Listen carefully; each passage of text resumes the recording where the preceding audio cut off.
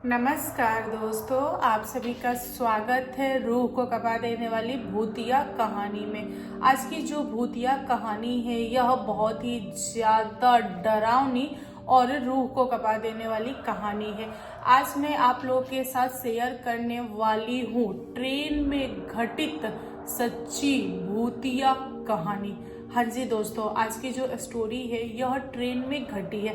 आप लोग कभी भी अंदाज़ा नहीं लगा सकते कि ट्रेन में इस टाइप की भी चीज़ें हो सकती हैं। तो चलिए बिना देर किए कहानी को स्टार्ट करते हैं। लखनऊ के पास में एक गांव है जिसका नाम है कुकुंदू। वहाँ का एक लड़का जो कि रहता है नोएडा में, पढ़ाई वगैरह करता है और उसकी पढ़ाई कंप्लीट हो चुकी थी। उसके बाद उसको एक अच्छा जॉब मिल गया था। उसको नौकरी करते हुए मात्र 3 महीने ही बीते थे कि उसको पता चला कि उसके पापा अब इस दुनिया में नहीं रहे। फिर वह लड़का जिसका नाम है रजत, वह गांव पे आया और उसने अपने पापा का क्रियाक्रम वगैरह किया। उसके बाद वह 1 सप्ताह तक गांव पे रहा। उसकी माँ ने उससे पूछा कि बेटा तुम गांव पे क्या कर रहे हो, तुम जाओ शहर में अपनी जॉब पकड़ो वरना नौकरी से निकाल दिए जाओगे। तब रजत ने अपनी माँ को बोला कि देखो माँ, तुम अकेली हो घर पे और मैं तुम्हें छोड़ के शहर नहीं जाऊंगा।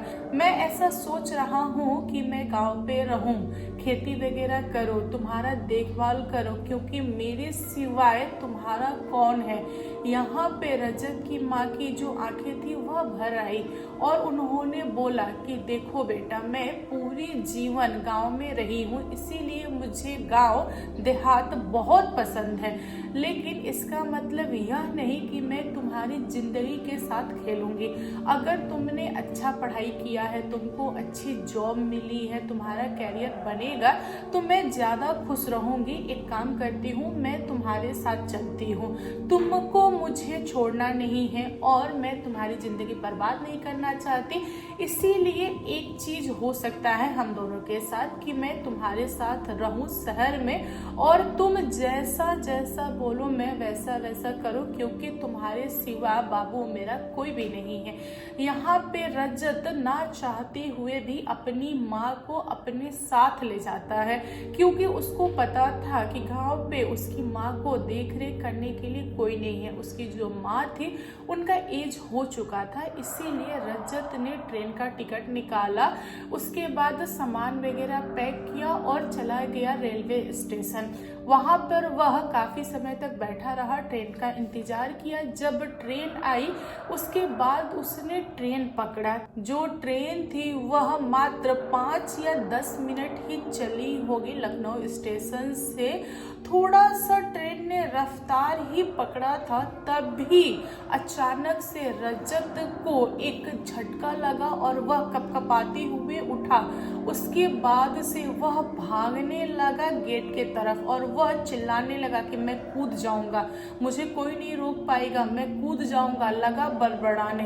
अब यहाँ पे रजत की माँ को नहीं समझा कि मेरा बेटा यह क्या कर रहा है, उसको क्या हो गया है, वह ऐसी हरकतें क्यों कर रहा है।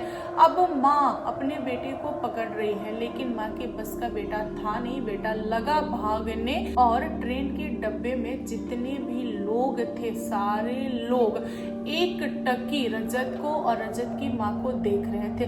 जितने भी औरतें और बच्चे थे वे सारे लोग डर गए थे और एकदम शांत हो गए थे। लेकिन कुछ जेंट्स लोग थे जो रजत को जबरदस्ती पकड़ के ट्रेन में ही बांध के रखे थे। भले रजत बंधा हुआ हो फिर भी वह शांत नहीं बैठा, वह बहुत ज्यादा बड़बड़ा रहा था और सबको डरा रहा था, धमका रहा था। सारे लोग उसका खेल चुपचाप देख रहे थे।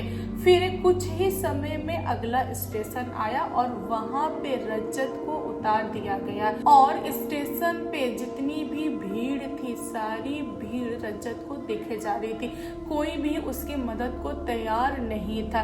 रजत की माँ ने बहुत सारे लोगों से रिक्वेस्ट किया और अपने गांव का नंबर दिया और बोला कि मेरे गांव वालों को बुला दीजिए इस स्टेशन पे ताकि वे लोग आए और मेरे बेटे को गांव लेके चले, क्योंकि रजत की जो माँ थी वह एकदम होपलेस हो गई थी। उनको कुछ भी नहीं समझ रहा था कि वह बेचारी क्या करे।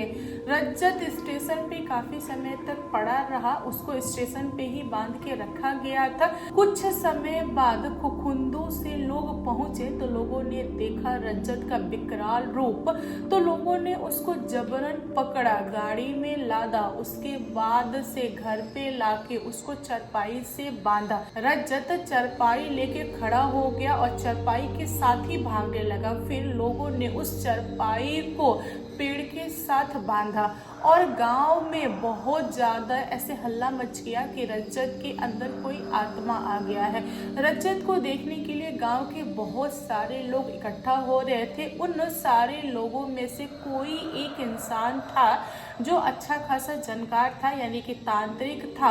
वह रज्जत के सामने आया और पूछा रज्जत से कि भाई तुम यहाँ के नहीं हो, मुझे ऐसा लग रहा है कि तुम कहीं दूर से आए हो। आखिर तुमने इस बच्चे को क्यों पकड़ा? इसने तुम्हारा क्या बिगाड़ा है? रज्जत के बॉडी के अंदर जो आत्मा था वह एक शब्द भी नहीं बोल रहा, वह एकदम शांत, एकदम चुप।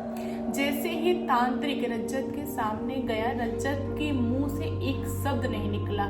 रज्जत जो था, जो पहले बहुत ज्यादा बड़बड़ा रहा था, वह एकदम चुप हो गया था। तांत्रिक ने रज्जत की बॉडी में जो आत्मा था उसको उठा उठा के पटका। उसके बाद फिर से सवाल किया, तब वह आत्मा रोते हुए बोला कि देखो तांत्रिक भाई, मुझे मत मारो, मुझे मत परेशान करो, मैं अपने मन से नहीं आया हूँ, मुझे जबरन भेजा गया है। यहाँ पे तांत्रिक ने सवाल किया कि तुमको किसने भेजा है, इसका खुलासा करो। आखिर ऐसा कौन सा इंसान है जो इस बच्चे का दुश्मन है? तब उस आत्मा ने खुलासा किया कि रज्जत का कोई दुश्मन नहीं है। रज्जत लखनऊ स्टेशन पे था, वहां पे बैठा था, वह अपनी माँ से बात कर रहा था। जिस बेंच पे ये दोनों बैठे थे उसी बेंच पे एक इंसान बैठा हुआ था जो जा रहा था असम। उस इंसान के पास में था, वह इंसान अच्छा खासा जानकार था, यानी कि टोनहा था। टोनहा बोले मतलब जिसको जादू वगैरह आता हो, भूत प्रेत जिसके पास रहते हो, उस इंसान को टोनहा बोलते हैं। टोनहा भोजपुरी शब्द है। तो वह इंसान अच्छा खासा जानकार था। उस इंसान ने अपने सर का एक बाल तोड़ा और रज्जत के सामने फेंक दिया। रज्जत ने इस चीज को नहीं देखा और उस बाल को रज्जत लांग के ट्रेन पे चढ़ गया। उसके बाद मैंने रज्जत को पकड़ लिया। वह बाल कोई नॉर्मल बाल नहीं था, मैं ही था। मैं बस इंतजार कर रहा था कि रज्जत मुझे लांघे और मैं उसको पकड़ लूं। उसके बाद मैं उसके अंदर गया और उसके बाद क्या हुआ आप सभी लोगों को पता है। यहाँ पे तांत्रिक को सारा खेल समझ में आ गया। तांत्रिक समझ गया कि जो इंसान आसान जाने वाला था उस इंसान को मस्ती सूझी, उसने जानबूझ के यह सारा खेल किया। वैसे बहुत सारे लोग होते हैं ना जिनको दूसरों को परेशान करके मजा आता है, उसी टाइप का कोई इंसान था जिसने यह सारा हरकत किया। यह सब कुछ जानने के बाद से तांत्रिक शांत नहीं बैठा, उसने पलटवार किया। जिस इंसान ने आत्मा भेजा था उसी के ऊपर इस तांत्रिक ने दोबारा आत्मा को भेज दिया। तांत्रिक ने उस आत्मा को पकड़ा और अपने हिसाब से तैयार करके उस असम वाले इंसान के पास उस आत्मा को भेज दिया।